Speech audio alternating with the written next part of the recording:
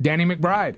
Yo, what's happening? Whoa, this is awesome, dude. This is better than we interviewed Sting from wrestling. I'm telling you, we've been huge fans of yours forever. From all the credits, and I'll start off with this. I've got my DVR set up. The technology is amazing, Danny. I can put in your name, Danny R. McBride, and it will tape everything you're in, everything. I love that. That's amazing, dude. I'm a huge fan of yours, like all the movies. But I got to be honest with you. Do you like honesty, Danny?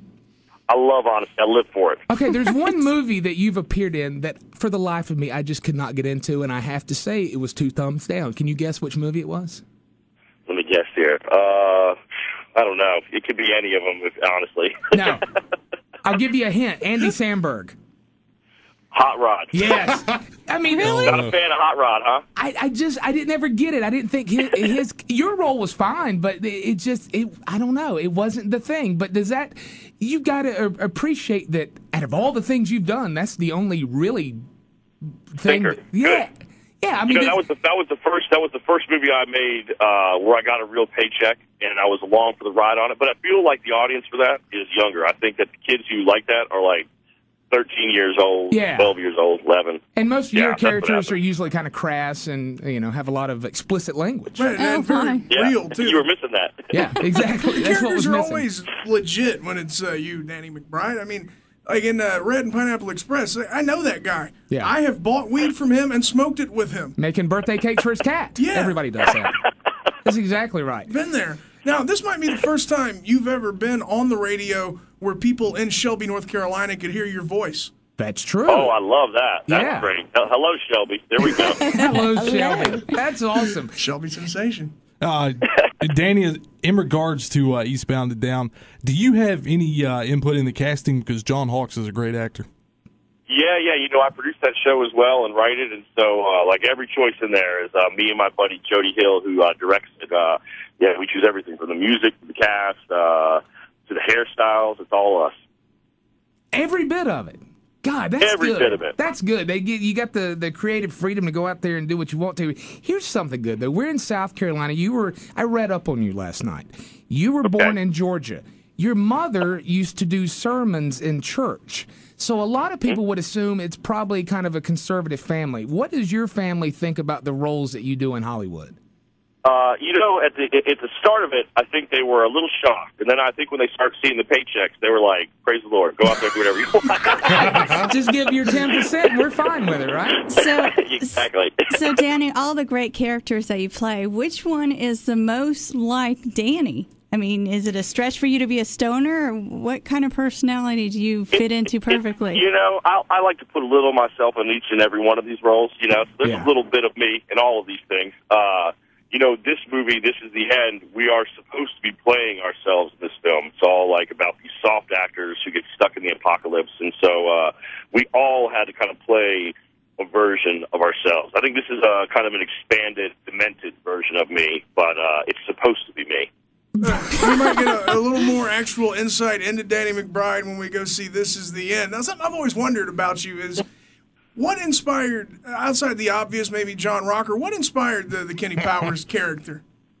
Cape at Eastbound, when me and my buddy first created that show, we didn't even really follow baseball, so we didn't even really know any players or anything, and I was a substitute teacher at the time, and so that was kind of where we got the idea from, was like, let's make a show about a guy who used to be a superstar and ends up having to be a substitute teacher, and that was sort of where it all came from. And then the more we kind of got into the show, and people were like, oh, this is just like John Rocker and these other players, it kind of took us by surprise, but we were like, oh, yeah, we did nail these guys. This is perfect.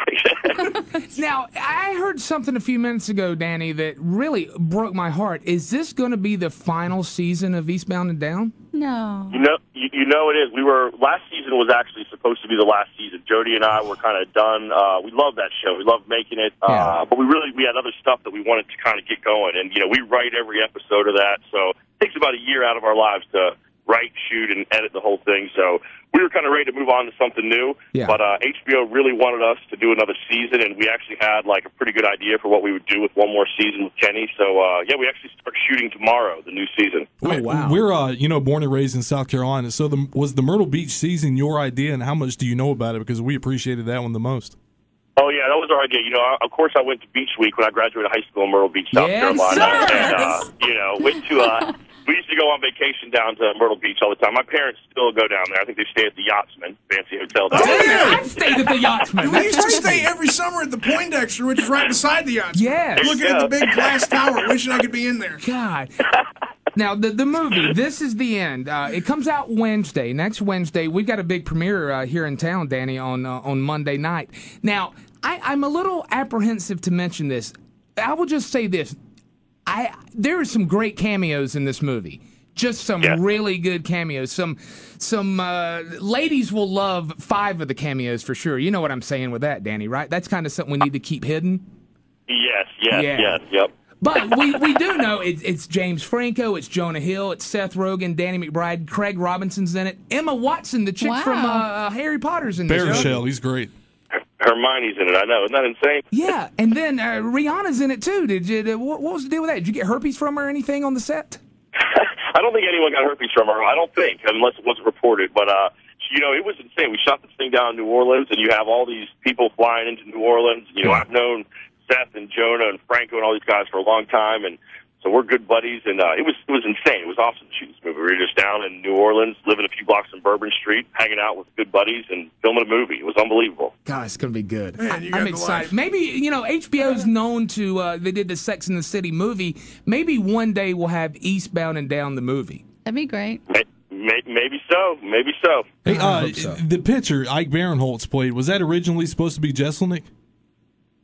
No, that was actually, you know what? We saw him on a roast, and we thought he was really funny, so we were going to have him audition for it. And then we saw Ike, and he just nailed this performance, so we went with him. But we're big fans of Jeselnik. Yeah, Jeselnik. He just came quick and got a TV show and everything. Now, the character of Kenny Powers, I know we got to wrap up here, but I would imagine going to Hollywood and going to all these functions. Have you heard from athletes who watch Eastbound and Down that just love it? We do hear from athletes who do. I mean, last night I was on Leno, and Khloe Kardashian was on there, and she said that her husband Lamar was a huge fan. We always get random athletes like that who dig it, and we love that. We think it's awesome. We also get a lot of bands. Like I think it's like something they watch on their tour buses a lot. So we like that. It's Marilyn Manson. Yeah, it'd be great to watch it on a tour bus because you can. I sit down and whenever I got somebody into the first season, the short 6-episode season, I'd have them over at the house, and we'd be high, and then we'd just wind up watching all 6 episodes. Sit there for 3 hours of Kenny Powers. Yeah, I've seen the first episode at least 50 times. That's kind of how we designed it. We didn't really want to make like a really long season. We wanted to make it something that if you really were feeling hungover and shitty, you could lay in your bed and watch that all day long and see the whole thing. I'm always laid out and hungover and shitty, Kenny. I mean, Danny. I know you people call you Kenny. Can we get you to cut a promo for us saying, "Hey, this is Danny McBride, Kenny Powers. You're listening to the Rise Guys." Preferably Kenny fucking Powers. Yes. You can say "fucking" if you want to. Yes, Kenny I fucking would love Powers. to. I'd love to say that. All right, here we go. 3, 2, 1. Hey, this is Danny McBride, and this is Kenny fucking Powers, and you're listening to what fucking radio station is this? The Rise Guys, 93.3 The Planet. The fucking Ride Guys, and fucking wherever you're at. There we go. God dang it. All right, That's the best thing since Jim Jeffries called me a cunt. That's true. Everybody needs to go see that. Zoot it up before you go and go see This Is the End in theaters on Wednesday. It's a who's who of people we like. God bless it, Danny McBride. You're the man, sir.